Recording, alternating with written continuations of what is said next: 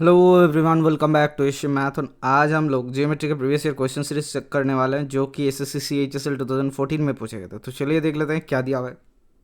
Some of all internal angles of a regular polygon whose one external angle is 20 degree. इसको कैसे निकालेंगे? किसी भी अगर बही बाहरी कोण का दिया हुआ है वैल्यू किसी भी पॉलीगन का, तो उसका फॉर्मूला क्या हो जाता है? अगर साइड उसका एन है तो एन बराबर हो जाता है 360 डिग्री अपॉन एक्सटीरियर एंगल। या फिर बोल सकते हो एक्सटीरियर एंगल का वैल्यू क्या होता है? 360 डिग्री अपॉन एन, जहाँ पे ई का ई कौन सा रिप्रेजेंट करता है? ये एक्सटीरियर और एक्सटर्नल एंगल को रिप्रेजेंट करता है। ठीक है, तो यहाँ से आ जाएगा आपका एन का वैल्यू। किस तरीके से आ जा रहा है सर? एन बराबर आपके आ जा रहा है 360 डिग्री बटा 20। काटते हैं तो कितना आता है? 2 18 36। तो number of sides of the polygon is 18, ये दिया हुआ है आपको, यानी कि मिल चुका है। अब बोलो इंटरनल एंगल का साम का फॉर्मूला क्या होता है? सर ये होते हैं 2 into n minus 2 into 90 degree.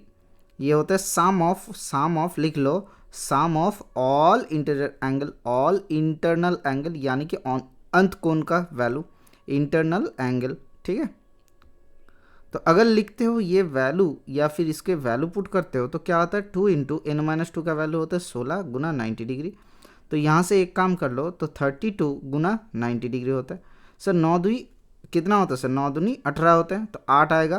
तो 8 कौन से में आ रहा है? सर ये option number 3 is the correct answer. गुना कर लो तो 0, 9 दूनी 18, कैरी फॉरवर्ड 1, 9 तिया 27 जगह 28, 2880 आपके वैल्यू आ जाएगा ऑप्शन नंबर 3। क्लियर है? आपके दिमाग में एक चीज़ चलेगा, सर ये जो एक हमने पॉलीगन पढ़ा तो इसमें कुछ और फॉर्मूला हो सकता है। हाँ सर हो सकता है, इसका एरिया निकाल सकते हो और क्या निकाल सकते हो?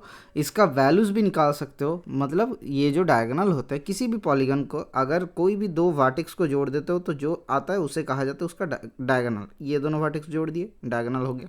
ये दोनों वर्टेक्स जोड़े तो डायगोनल हो गया, ये दोनों वर्टेक्स जोड़े तो डायगोनल हो गया, ये दोनों वर्टेक्स जोड़े तो डायगोनल हो गया।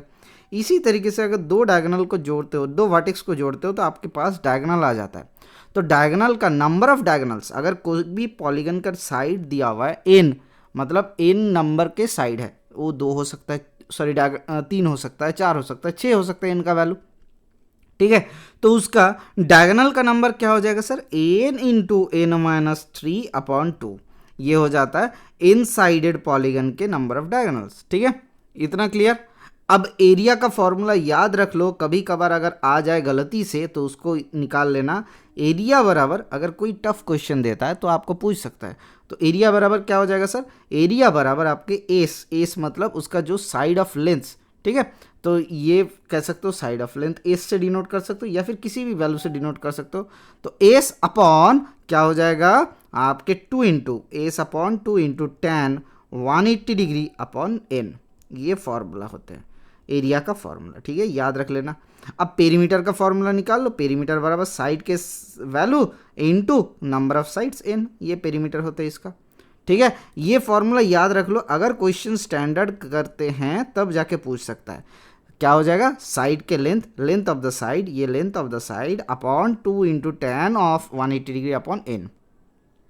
एन क्या है? Number of the side of the polygon. ठीक है, क्लियर हुआ?